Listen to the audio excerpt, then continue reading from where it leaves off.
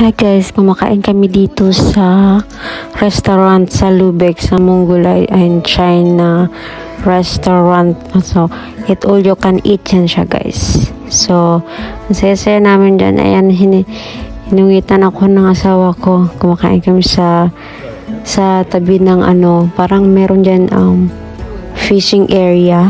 Tapos, ang ganda ng ilaw dyan guys kasi blue yung ilaw. Tapos, doon sa gitna may ilaw na crystal siya guys. Parang ang ganda, parang nagda-diamond yung ilaw niya. So, ang ganda. Ayan, busog na ako dyan. Kumain na ako ng dami kong kinain dyan. Nakadalawang plato yata ako. So, nag-break time muna ako dyan. Habang nagpapahinga, ayan, tingnan nyo yung tiyan ko guys. Ang laki na. Busog na busog ako dyan. Grabe talaga guys. Ayan, nag-uusap kami ng asawa ko kasi siya nakadalawang plato na rin yan siya dyan eh. So, busog na busog din yan siya. So, ang tagal din namin nakapunta dyan. Siguro after 3. Ayan, pupunta na ako dun sa area kung saan yung mga buffet na pagkain. So, kukuha ako ng plato dyan.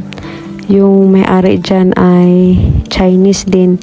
Sinita niya ako kasi bawal nga daw kumuha ng video. Kaya sinita niya ako dyan.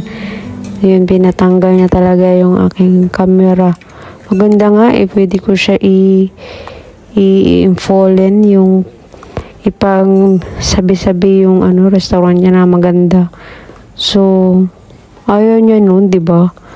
So, nagalit pa naman siya. Kaya yun, tinatago-tago ko pa naman yung aking camera. Galit na galit talaga yung may-ari sa akin. Bahala ka dyan, sabi ko. Buti na lang din niya ako pinalayas. So, yan lang guys. Thank you guys sa panonood. Bye-bye guys. Please give me a thumbs up. Bye!